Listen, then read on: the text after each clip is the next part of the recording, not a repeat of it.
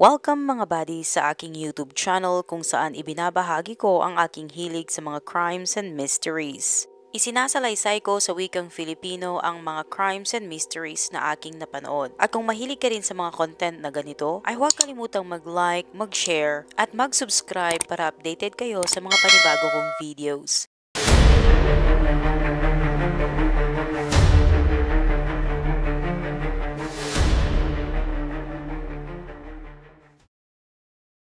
Ang kwento na ibabahagi ko ngayon sa inyo ay nangyari sa isang syudad ng South Korea.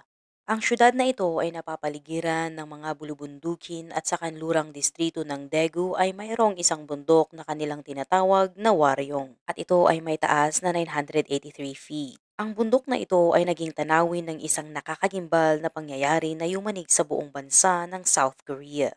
5 batang lalaki ang nagkasamang naglaro sa bundok at pagkatapos bigla na lamang naglaho. Ang kasong ito ay naging isa sa pinakamahiwagang kaso sa kasaysayan ng South Korea na kilala bilang The Frog Boys Missing Case. At upang mas maunawaan natin ang detalye ng kwento ay bumalik tayo sa ika-26 ng Marso taong 1991, araw ng Martes. Bagamat hindi ito Sabado at Linggo, ang mga bata ay walang pasok sa kanilang paaralan dahil mayroong isang uri ng eleksyon na nagaganap sa buong South Korea. Kaya naman labis itong nagdulot ng kasiyahan sa mga bata. 8:20 ng umaga, 6 na batang lalaki ang nagtipon upang maglaro ng magkakasama. Sila ay si Kim Jong-sik, 9 na taong gulang, Park Chan-in, 10 taong gulang, Kim Yong-gyu, 11 taong gulang, Jo Ho-yoon, 12 taong gulang, Wo Chul-won, 13 taong gulang, at Kim Tae-ryong, 9 na taong gulang. Lahat sila ay mga estudyante mula sa ikatlong baitang hanggang ika-6 na baitang ng Seo Elementary School sa Daegu. Ito ay isang paaralan na matatagpuan sa paanan ng bundok ng Waryong. Sa sandaling iyon ay naglalaro sila malapit sa bahay ni Jo Hyo-yoon. At habang naglalaro ang mga batang ito, isang nangungupahan ang lumabas sa bahay at nagreklamo tungkol sa kanilang ingay. Sinabihan sila ng nangungupahan na ito na maglaro na lamang sa ibang lugar. Agad namang nagkumpulan ang mga batang ito at nagplano kung ano ang kanilang susunod na gagawin. Isa sa mga bata ang nagmungkahi na sila ay manghuli ng itlog ng fire salamander. At para sa mga hindi nakakaalam, ang fire salamander ay isang uri ng amphibian na naninirahan sa mga bundok o di naman kaya sa mga gubat. Sila ay nakapagbibigay ng 10 o di kaya 60 itlog sa isang itlugan lamang. Matapos magkasundo sa kanilang destinasyon ay agad namang naghiwalay ang grupo at umuwi sa kanilang tahanan. Sila ay umuwi upang kumuha ng mga supply na kanilang kakailanganin at para magpaalam na rin sa kanilang mga pamilya. Sa 6 na lalaki, si Kim Tae-ryong lang ang nagbanggit ng kanyang mga plano sa kanyang mga magulang. Ngunit dahil napakalayo ng bundok na ito, pinagbawalan si Kim Tae-ryong ng kanyang mga magulang na sumama. At kahit masama ito sa loob ni Kim Tae-ryong ay kailangan niyang sundin ang bilin ng kanyang mga magulang. Nagtipong muli ang 5 natitirang lalaki, dala-dala ang mga supply na kanilang kakailanganin. Ang iba sa kanila ay may mga dalang lalagyan kung saan nila ilalagay ang itlog ng fire salamander at ang iba naman ay may mga hawak na sticks. Sila ay nagtatawanan at nagbibiruan habang naglalakad patungo sa Mount Waryong. Mabilis na lumipas ang umaga at maya-maya ay tanghali na nang mapansin ng mga magulang ng mga bata na hindi pa nakakauwi ang kanilang mga anak. Sa pag-aakalang masyado silang abala sa paglalaro ay hindi gaanong nag-alala ang mga magulang ng mga bata. 6:30 na ng gabi at kahit abala ang nanay ni Kim Yong-gyu sa mga gawaing bahay ay bigla itong hindi mapakali. Siya ay nakaramdam ng pagkabalisa kaya agad niyang itinigil ang kanyang ginagawa upang hanapin ang kanyang anak sa labas. Tiningnan niya ang kanyang kapaligiran pati na rin ang mga kalye ngunit nakakatakot na katahimikan lamang ang bumungad sa kanya. Hindi niya na makita ang kanyang anak. At sa mga oras na ito ay sobrang dilim na sa labas. Bagamat pamilyar at hindi kalayuan ang bundok na pinuntahan ng mga bata ay hindi normal na hindi sila makauwi sa tamang oras. Habang tumatagal ang pag-iisip ng nanay ni Kim Yong-gyu ay lalo siyang nag-aalala. Kaya nagpasya siyang lumabas at hanapin ang kanyang anak sa bahay ng mga kalaro nito. At habang siya ay nasa daan, napansin niya ang maraming tao na nagkukumpulan at nag-uusap. At habang siya ay papalapit, nalaman niyang 5 batang lalaki ang nagpunta sa bundok ng Waryong ng umagang iyon at hindi pa nakakabalik. Mabilis namang nagtipon ang mga magulang ng mga bata at sila ay kumuha ng flashlight at nagtungo sa bundok upang hanapin ang mga bata. Tinawag nila o di kaya isinigaw nila ang pangalan ng kanilang mga anak ngunit walang sumasagot sa kanila. Matapos ang mahabang paghahanap sa mga bata ay wala silang nakuhang anong tugon. Kaya bandang 7:50 ng gabi, nagpasya ang mga magulang ng mga bata na bumaba na lamang ng bundok at i-report ang pangyayari sa mga kapulisan. Gayunpaman, hindi agad naglunsad ng search operation ang mga pulisya dahil sa araw na iyon ay nangyayari sa buong bansa ang parlamentarong eleksyon. Kaya karamihan sa mga kapulisan ay ipinakalat nila sa buong bansa upang masigurado ang kaayusan. Malapit nang lumipas ang 24 na oras simula nung mawala ang mga Frog Boys. Tiniyak naman ng mga opisyal na naka-duty sa police station na makakauwi ng ligtas ang kanilang mga anak kaya huwag silang masyadong mag-alala. Hindi nasiyahan ang mga magulang sa kawalang aksyon ng mga kapulisan kaya sila ay hindi sumuko at bumalik sila sa bundok upang ipagpatuloy ang paghahanap. Sa pagkakataong ito ay sinamahan sila ng ilang mababait na kapitbahay. Sa kasamaang palad, sa gabing iyon ay nagsimulang bumuhos ang malakas na ulan kaya naman lalong humirap ang kanilang paghahanap.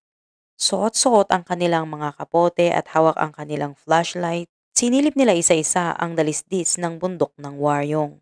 Pagsapit ng 3:00 ng umaga, pagod na ang lahat kaya kinakailangan nilang ihinto ang paghahanap at kailangang umuwi. Sa sumunod na araw, 300 katao, kabilang na rin ang mga pulis at militar ang inutusan upang maghanap sa bundok ng Waryong. Pagsapit ng hapon ay nakapag-deploy na rin sila ng mga helicopter upang tumulong sa paghahanap. Gayunpaman, wala pa ring bakas ang nakita mula sa 5 lalaki. Samantala, ang mga kapulisan ay nagumpisang magtanong sa mga residenteng nakatira malapit sa bundok. Mula sa pagtatanong na ito ay nakakuha sila ng importanteng impormasyon sa nakakatandang kapatid ni Jo Hyun. Sinabi ng kapatid ng isa sa mga nawawalang lalaki sa mga pulisya na bandang 9:00 ng umaga nung araw na iyon habang siya ay nagbibisikleta pa uwi, ay nakita niya ang kanyang nakababatang kapatid na kasama ang 4 pang lalaki na patungo sa bundok. Nang tanungin niya kung saan sila pupunta ay masaya itong sumagot at sinabing sila ay naghahanap ng itlog ng fire salamander. At bago umalis ang nakakatandang kapatid ay pinaalalahanan niya muna ang kanyang nakababatang kapatid na umuwi para mananghalian. Isa pang babaeng testigo ang lumapit sa mga kapulisan at nagsumbong na humigit kumulang 9:30 ng umaga pagkatapos niyang bumoto sa halalan ay nakita niya ang 5 batang lalaki na may daladalang kahon at patpat habang masayang naglalakad patungo sa bundok ng Waryong. Narinig niya ang mga ito na nag-uusap kung magkakaroon ba sila ng sapat na oras upang makauwi para sa tanghalihan. Ngunit dahil ang testigo ay nagmamadaling umuwi ay hindi niya nabinigyan ng masyadong atensyon ang mga bata.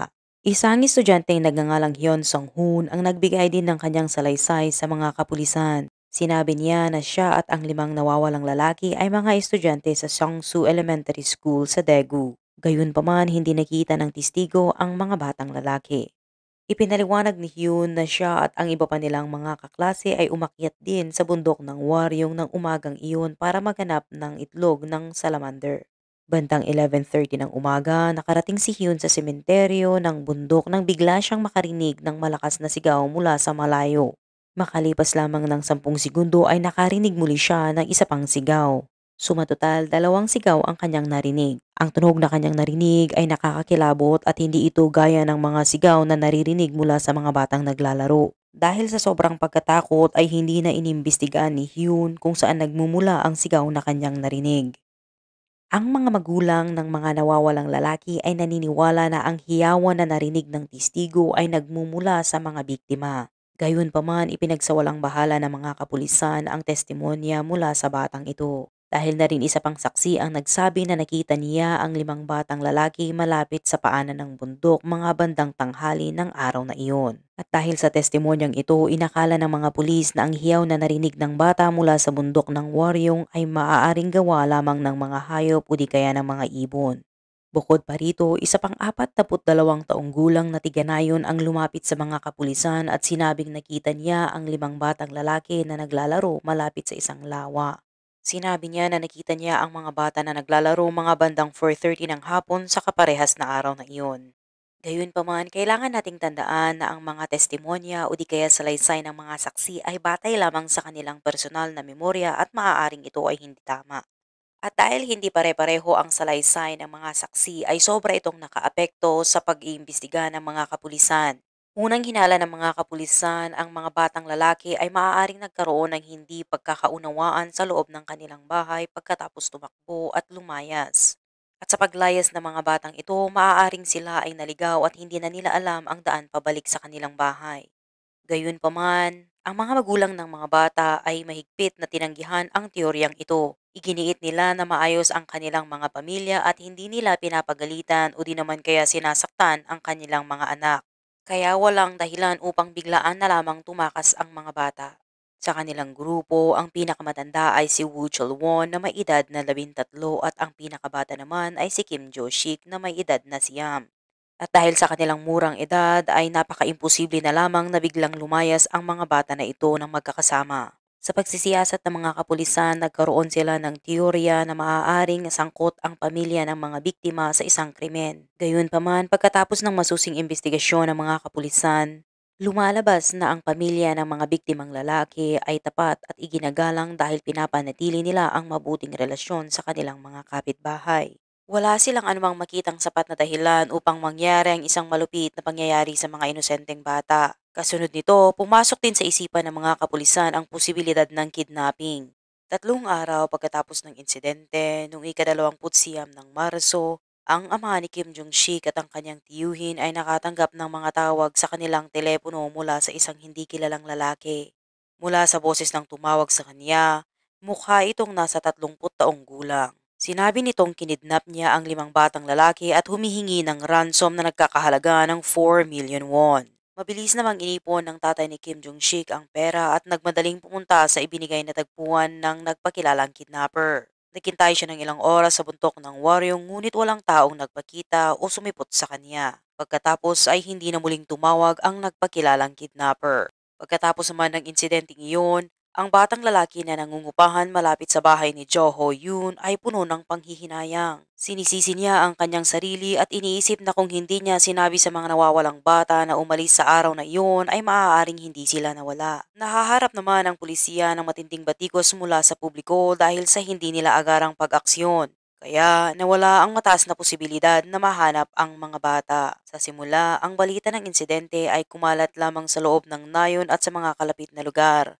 Ngunit hindi nagtagal, ang pagkawala ng 5 bata ay umabot sa media at naakit nito ang pansin ng buong bansa. Ang mga naunang balita ay nagulat na ang mga batang lalaki ay nagpunta sa bundok upang manghuli ng mga palaka at ito ang naging dahilan upang sila ay binansagang Frog Boys. Gayunpaman, ang katotohanan ay nagpunta sila upang maghanap ng mga itlog ng fire salamander. Upang gawing simple ang mga bagay para sa publiko, ang pangalang Frog Boys ay nagpatuloy na ginamit at naging kilala sa iba't ibang lugar. Unang araw ng Abril, 6 na araw matapos ang mga insidente, ang mga magulang ng mga Frog Boys ay nagpagawa ng 50,000 flyers upang ipamahagi sa mga istasyon ng mga bus at sa iba pang mataong pampublikong lugar sa buong Daegu. Nagalok din sila ng reward na umabot sa 2 million won para sa anumang kapakipakinabang na impormasyon tungkol sa kinaroroonan ng kanilang mga anak. Ang kaso na ito ay lumobo at kalaunan ay nakuha nito ang atensyon ng nooy presidente ng South Korea na si Roh Tae-woo na labis na nag-aalala. Inutusan ng presidente ang mga kapulisan na gamitin lahat ng pwedeng kagamitan upang imbestigahan ang kaso ng mga nawawalang bata. Sinunod naman nila ang utos ng Pangulo kaya nagtulungan ang mga pulis at militar upang puspusang hanapin ang bundok ng waryong at mga kalapit na lugar. Ang bawat parte ng bundok ay masusing sinuyod. Mayroong isang imbakan ng tubig malapit sa bundok ng waryong kung saan isang bata ang nalunod noon. Nagdulot ng paghinala na ilan sa mga lalaki ay maaaring pumunta doon pagkatapos maglaro sa bundok. Upang kumpirmahin ang teoryang ito, gamit ang isang pump, inalis ng mga rescue team ang tubig mula sa imbakan ng tubig o di kaya tinatawag na reservoir ngunit wala silang nakita. Habang ang interes ng publiko sa kaso ay lumalago, ang mga numero ng pamilya ng mga biktima ay hindi na naging pribado. Naglagay naman ang mga pulisya ng mga wiretapping device sa mga linya ng kanilang telepono. Inaabangan at umaasa ang mga pulis na makakakuha sila ng potensyal na lead o di kaya importanteng impormasyon. Hindi naman nagkamali ang mga pulis dahil hindi katagalan ay nakatanggap sila ng mga tawag ngunit karamihan sa kanila ay prank calls lamang. Pagkatapos ng investigasyon ay napagpasyahan ng mga kapulisan na ang karamihan sa mga ito ay panloloko lamang. Gayunpaman, posible pa ring tumawag sa kanila ang tunay na salarin ngunit walang sapat na ebidensya. Agosto taong 1992, Nakatanggap ang pulis ng tawag mula sa isang hindi kilalang lalaki na nagsasabing ang mga Frog Boys ay inilibing sa basement ng isang gusali sa Gyeongsang Bakdu. Ngunit nang hingan pa ito ng mga detalye ay bigla na lamang nitong ibinaba ang telepono. Ang inilarawan niyang gusali ay nag-iisang pinakamataas na gusali na may basement malapit sa tahanan ng mga bata. Masusi namang nag-imbestiga ang pulisya ngunit wala silang nakita. Sa huli ay ipinagpalagay ng mga pulis na ito rin ay isang nakakahamak na prank. Sa proseso ng paghahanap, nagkaroon ng mga tensyon sa pagitan ng mga reporter, pulis at mga lokal na residente. Ang kanilang isang buwan na pagsisiyasat ay hindi nagbunga at nag-iwan lamang ito ng lubos na pagkasira at lungkot sa mga magulang ng mga bata. Nagpatuloy ang mga nakakagambalang prank calls at labis itong nakagulo sa investigasyon ng mga pulis. Ngunit nanatiling positibo at umaasa ang pulisya sa posibilidad na ang mga nawawalang bata ay buhay pa at marahil ay kinidnap sila o di kaya ibinenta sa ibang lugar. Ang gantimpala sa paghahanap sa mga Frog Boys ay lumobo at umabot sa 42 million won. Ang mga magulang ay sobrang desperado na na mahanap ang kanilang mga anak kaya sila ay huminto sa kanilang mga trabaho. Tinipon nilang lahat ang kanilang pangkabuhayan at pera para bumili ng isang truck. Sila ay naglakbay sa buong Daegu at pati na rin sa ibang lugar ng South Korea habang namimigay ng mga flyers. Ilang negosyo naman ang nagboluntaryong tumulong sa pamamagitan ng pagpiprint ng mga larawan ng mga batang nawawala sa phone card, pakete ng sigarilyo, pati na rin sa mga balot ng pagkain. Ang iba naman ay gumawa ng mga palatastas sa TV para sa mga nawawalang bata. Itinampok pa ng isang kumpanya ang kanilang mga larawan sa isang higanteng hot air balloon. Pagsapit ng Nobyembre, ang pulis ay nakatanggap ng halos 1,000 tawag ngunit karamihan sa mga ito ay maling impormasyon. Pagsapit ng Nobyembre taong 1992, isa at kalahating taon makalipas ang insidente ay inilabas ang pelikulang pinamagatang Comeback Frog Boys. Hango ang palabas na ito sa kaso ng mga nawawalang bata.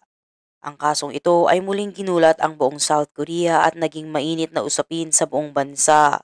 Dahil inabot ng napakahabang panahon ang kaso ngunit wala pa ring progreso. Habang isinasagawa ang investigasyon, maraming chismis ang nagsimulang kumalat. Ang ilan ay nag-isip na ang mga bata ay kinidnap ng mga espiya ng North Korea. Ang iba naman ay naniniwala na sila ay dinukot ng mga taong dumaranas ng ketong at sila ay gagamitin sa panggagamot. Sa kabila ng mga hindi kapanipaniwalang mga salaysay, ito ay inimbestigahan pa rin ng mga pulis. Gayunpaman, wala pa rin itong naging resulta at nagdulot lamang ng mas malalang tensyon.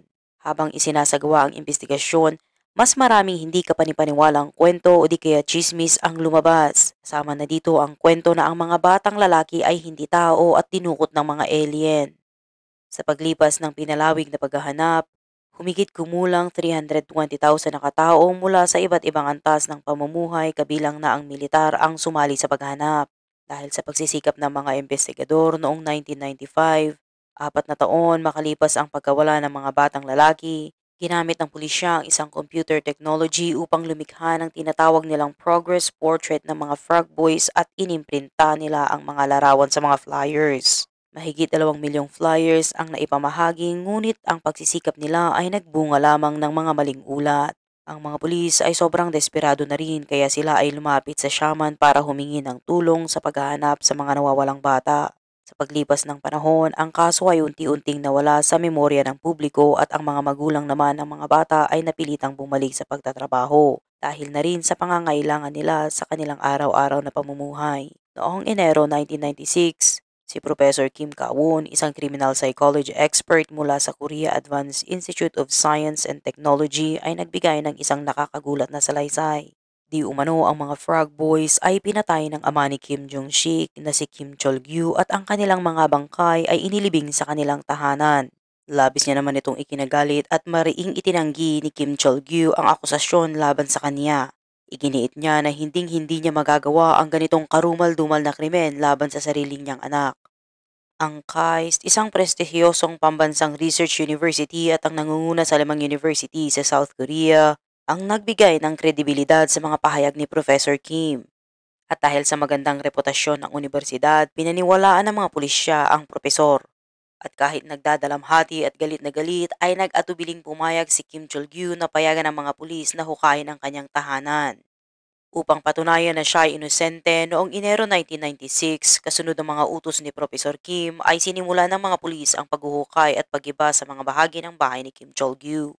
Ang mga mausisang manonood ay natipon sa labas ng bahay at sabik na masaksihan kung ang lalaki ba ay tunay na mamamatay tao.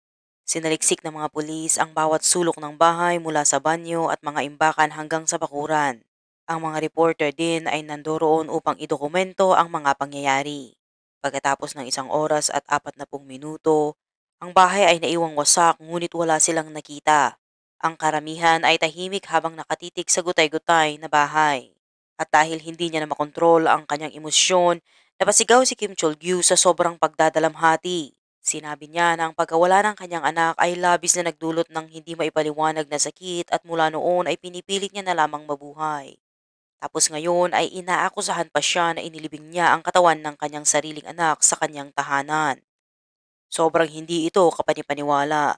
Kasunod ng insidente, si Professor Kawon ay nahaharap sa malawakang pambabatikos ng publiko dahil sa kanyang mga paratang na nagdulot ng matinding pinsala sa pamilya ni Kim Chol-gyu. Tinanggal ng KAIST si Professor Kim at inakusahan siya sa paninirang puri. Gayunpaman, nagmatigas niyang ipinagtanggol ang kanyang mga salaysay at paniniwala at siya ay naglathala ng isang libro na pinamagatang The Tridon Didn't Go to Mathan. Bagamat nalinis na niya ang kanyang pangalan, ang mga pagsubok ay nag-iwan ng matinding trauma kay Kim Chol-gyu. Ibinaling niya ang kanyang atensyon sa alak upang makalimot ngunit kalaunan ay namatay siya dahil sa sakit na cancer sa atay noong Oktubre 2001. Dati, siya ay malusog na tao at katunayan ay nagsasanay pa siya ng judo noong kabataan niya. Gayunpaman, ang kalungkutan na dulot ng pagkawala ng kanyang anak at labis na pag-inom ay nagresulta ng matinding pinsala sa kanyang kalusugan hanggang siya ay pumanaw. Hindi man lang siya nagkaroon ng pagkakataon na makasamang muli ang kanyang pinakamamahal na anak.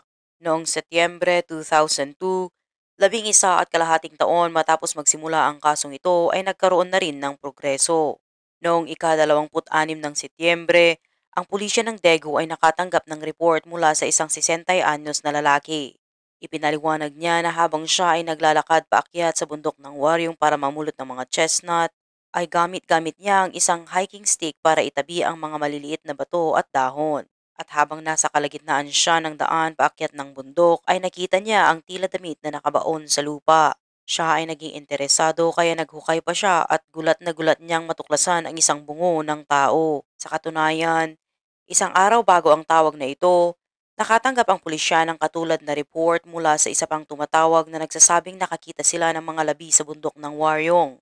Gayunpaman, dahil ang lugar ay maingat na sinuyod at sinaliksik ng mga pulis at dahil lagi na lamang silang nakakatanggap ng mga prank calls, hindi nila pinansin ang ulat na ito at ipinagpalagay na isa lamang itong panluloko. Ngunit pagkatapos makatanggap ng pangalawang tawag, sineryoso na nila ito at agad na nagpadala ng mga opisyal sa lokasyon na ibinigay ng foreign. Sa isang mababaw na hukay, natuklasan ng mga pulis ang 4 na kumpletong mga kalansay. Ang mga labi ay nakapatong sa ibabaw ng bawat isa at may malaking bato na nakapatong sa ibabaw ng mga buto.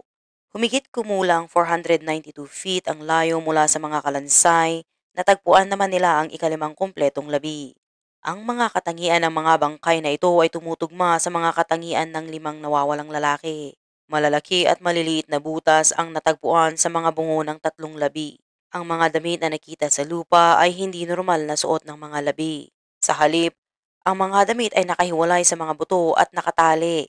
Kahit na ang mga katawan ay ganap na naagnas na, ang mga pamilya ng mga nawawalang bata ay kinilala ang kasuotan ng kanilang mga anak nung araw na sila'y nawala. Matapos umasa ng mahigit 15 taon na maaaring buhay pa ang kanilang mga anak at naninirahan lamang sa ibang lugar, ang mga pamilya ay naiwang wasak nang makumpirma ang pagkamatay ng kanilang mga anak. Ipinagpalagay ng pulisya na ang mga lalaki ay nanatili sa bundok at naglaro hanggang sa dumilim at pagkatapos ay nawala sila.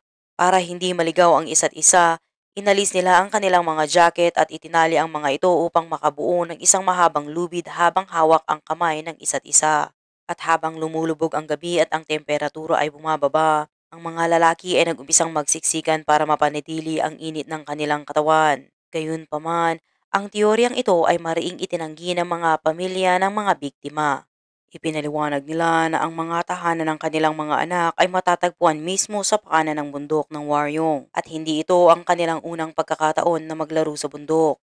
Sa katotohanan ay madalas silang maglaro doon at alam na alam ang lugar. Isa pa, ang bundok mismo ay hindi katangkaran o di naman kaya kalakihan. Kaya kahit gabi, kitang-kita ang mga ilaw mula sa mga bahay sa paanan ng bundok. Ang lugar naman kung saan natuklasan ang mga bangkay ay halos may layong 1.8 miles lamang mula sa kanilang mga tahanan.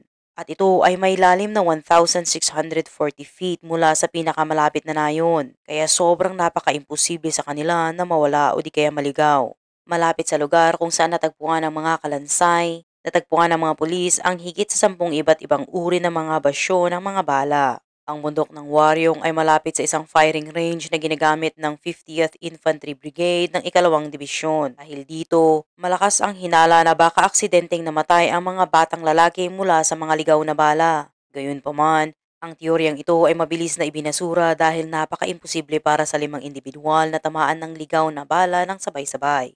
Tsaka kahit may taong nagpaputok ng baril, malabong walang nakarinig sa mga putok na nilikha ng baril. Pagkatapos ng karagdagang pagsusuri, natukoy ng mga pulis na ang mga butas sa mga bungo ng biktima ay hindi tumutugma sa mga pinsalang dulot ng mga bala. Kakahaka ng mga pulis, ang mga bala ay malamang na napulot ng mga batang lalaki sa kanilang paglalaro. Ang paghuhukay ng pulisya sa lugar ay itinampok ng media.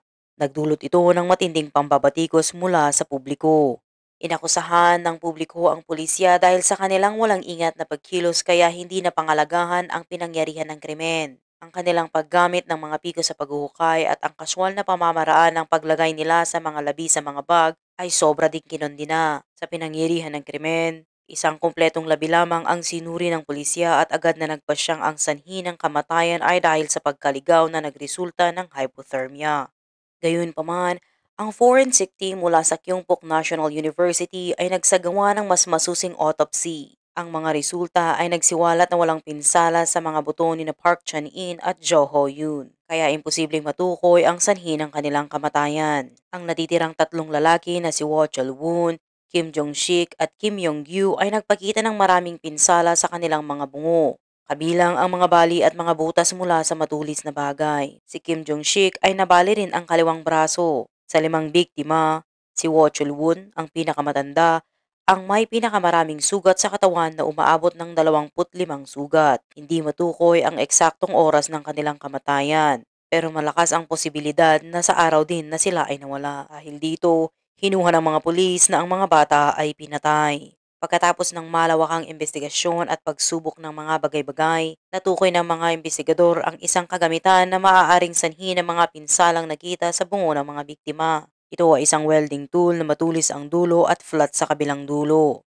At ito ay karaniwang ginagamit sa pagtanggal ng welding slug. Bagamat hindi ito malawakang ginagamit, ito ay isang mahalagang bagay para sa mga welder. Gayunpaman, ang pagtukoy ng salarin batay lamang sa bakas na ito ay sobrang napakahirap. Batay sa mga ebidensyang nakolekta ay muling isinagawa ng mga pulis ang pagkakasunod-sunod ng mga pangyayari at ito ang mga sumusunod. Ang 5 batang lalaki ay pumunta sa bundok ng Waryong at nagwatak-watak sa gubatan upang maghanap ng itlog ng fire salamander. Sa isang punto, bigla silang inatake ng hindi kilalang salarin. Si Wo Chul-won, ang 13 taong gulang at ang pinakamatanda sa grupo ay nanlaban at nagtamo ng pinakamaraming pinsala. Si Kim Jong-sik naman na sinubukang tumakas ay nahuli siya ng salarin at hinampas ng malakas mula sa kanyang likuran. At para protektahan ang kanyang sarili, itinaas niya ang kanyang kaliwang braso. Ginamit ng salarin ng isang sandata upang hatawin ang ulo ng biktima na naging sanhi ng kanyang pagkahilo o pagkatumba. Tinangkade ni Kim Yong-gyu na tumakas ngunit habang nagpupumiglas siya ay napunit ang manggas at butones ng kanyang kamiseta. Siya rin ay hinampas sa ulo at namatay. Pagkatapos ng pagkamatay ng 3 batang lalaki, sinakal ng salarin si Park Chan-in at Jo Ho-yoon. At para pigilan silang makatakas, tinanggal ng salarin ang kanilang mga damit at itinali ang kanilang kasuotan upang makagawa ng lubid panali sa mga biktima. Pagkatapos, sinakal niya ang mga ito hanggang sa tumigil sila sa paggalaw. Ito ang dahilan kung bakit di sila nakitahan ng mga pinsala sa kanilang mga buto. Nang ang 5 batang lalaki ay wala ng buhay, inilibing ng salarin ang kanilang mga katawan sa isang mababaw na hukay at naglagay ng malaking bato sa ibabaw. Ito ay maaaring inilaan upang maiwasan ang mga batang lalaki na makatakas kung sila ay magkamalay o di kaya upang markahan ang lugar ng libingan. Matapos gawin ang krimen, posibleng bumalik ang salarin sa bundok ng waryong o di naman kaya nakatira ito malapit lamang sa crime scene. Ang mga aksyon ng salarin ay tila parehong pinaghandaan at pabigla-bigla. Nasabing ito ay pinaghanda ang krimen dahil sa kagamitan na ginamit sa pagpatay. Isang kasangkapan na hindi karaniwang dinadala. Maaaring isang uri ng martilyo na ginagamit sa mga construction site o di kaya sa pabrika na karaniwang hindi dinadala ng isang normal na tao. Ito ay nagpapahiwatig na ang umatake ay nakapaghanda ng mas maaga. Gayunpaman, itinuturing ding ito ay biglaan dahil ang mga batang lalaki ay malamang na naging biglaang biktima lamang. Ang mga biktima nung umagang iyon ay nagpasya silang maglaro sa bundok ng biglaan lamang at hindi ito planado. Bukod pa rito, ang pagpatay ng 5 tao ng sabay-sabay ay isang napakahirap at mapanganib na kilos. Nagpapakita ito na maaaring ang salarin ay hindi target ang mga bata.